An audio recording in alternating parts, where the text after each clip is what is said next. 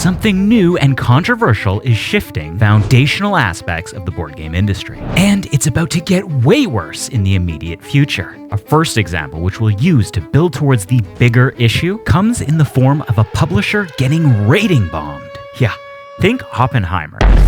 Some of the most popular board game content creators are refusing to cover the game, and the publisher's crowdfunding comment section is full of people attacking the company owner. On January 7, 2025, Foxpaw was launched on Gamefound. This train wreck funded in less time than I'll rush a public shower. We're talking like 8 minutes. Foxpaw was seemingly inspired by the love the designer and his daughter shared watching the Harry Potter movies on repeat. Heartwarming. But is it true? As we'll learn, Foxpaw's designer and sole owner, Stefan Godot, would sell out his own baby mama to make a quick buck. Look at Foxpaw and ask yourself, is this inspiration or is it stealing? Foxpaw is a dollar store take on the Hogwarts universe. Everything from the 4 schoolhouses to wizard Quidditch brooms to fantastic beasts and where to find them. Hell, even Hagrid is in the game. But that isn't even close to Foxpaw's biggest problem. See, even if Foxpaw is a ripoff, the justice system makes it next to impossible to prove that it infringes on the Harry Potter intellectual property. So why are other board games like Nemesis, which would give up a Xenolimb to be part of the Alien canon, loved by board gamers, while Foxpaw is hated? Today, it's even commonplace for companies to copy gameplay, make minor changes, throw in a new lick of paint, and claim it as a Picasso original. See, this'll all get bigger than Foxpaw, but it wasn't its Harry Potter Easter eggs. I'm looking at you, Hagrid. That catapulted Foxpaw's popularity or hate. It was manipulation. Initially, Godot Games was kind of like your local congressman. You kind of heard of them, but not really. However, out of nowhere, their random-ass game inexplicably became the most popular thing on BoardGameGeek.com. Something sinister was brewing, and it wasn't long before people started smelling dookie. A single account was creating false discussion and spamming threads about the game. This artificially ranked Foxpaw highly on the site, attracting a gazillion of eyes on the product. Initially, Godot denied his own involvement, claiming that Lilli Williams was an individual hired to promote Foxpaw. Once Board Game Geek channeled their inner Sherlock Holmes, they had discovered that Lilli Williams' behavior was very similar to what Godot had done on previous projects. Lilli Williams was shortly confirmed fraudulent and to actually be Stefan Godot posting himself. Once Lilli Williams was Scooby-Dooed, all traces of her vanished. But the deception goes far deeper, and we'll learn how Foxpaw's aesthetic represents a dangerous and impactful threat to the entire board game industry. Godot, to this day, claims, "Oh yeah, we're proud of all our artists' great work, and most of Foxpaw's art was 100% drawn by them." That statement? A blatant lie. See, people started to notice oddities about the artwork.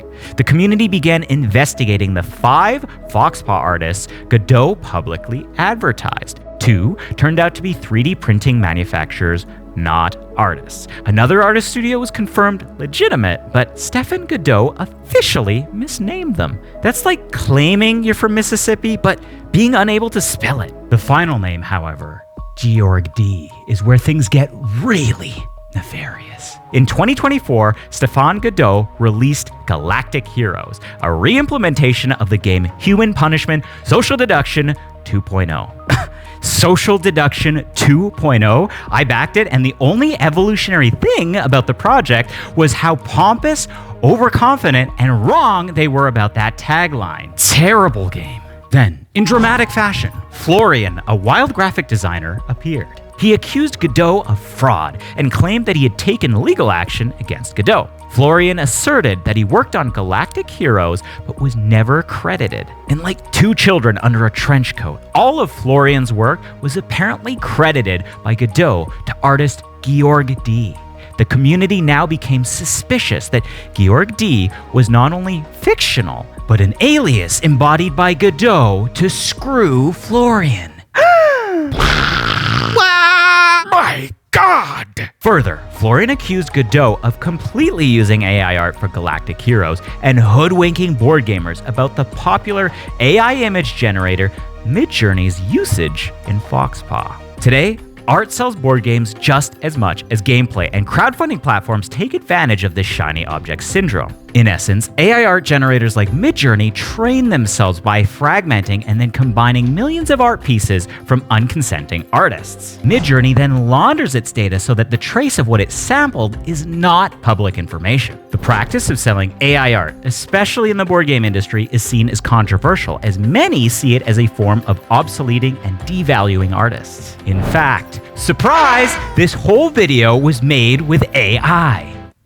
No, it wasn't. Just kidding. The Foxpaw situation exploded when graphic designer Florian shared Godot's Midjourney AI account, exposing everything. Florian even went as far to post a private conversation with Godot. Remember Godot's claim that he used 5 artists and nearly all the art was 100% drawn by them? As you can see from Godot's account, we have evidence that his claim was in fact hogwash, gobbledygook, baloney, a lie. For example, here's Foxpaw's cover for its Lost Fruit expansion.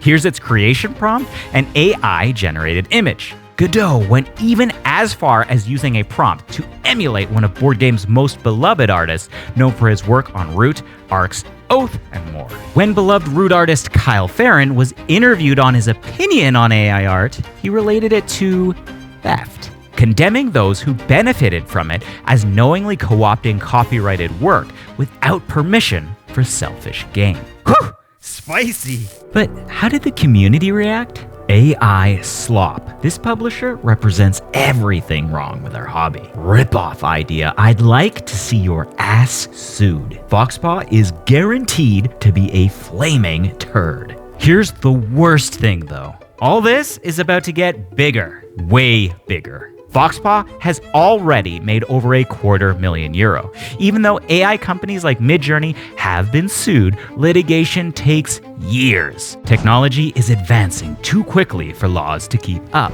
AI is the new reality, and now that publishers can ditch artists and still make bank, well, the use of AI art in board games will only skyrocket. I did not mean for that to look like a Nazi salute. Godot continues to lie and mislead to this day. There was already a paper trail of previous Godot games projects failing their word even before all of this. Stéphane Godot will manipulate, hurt others, and even commit illegal fraud, all in the name of greed. My love for great board games is why I needed to highlight this corruption. Watch this video where I speed rank or roast the best of the best, the Board Game Geek Top 100 board games of all time.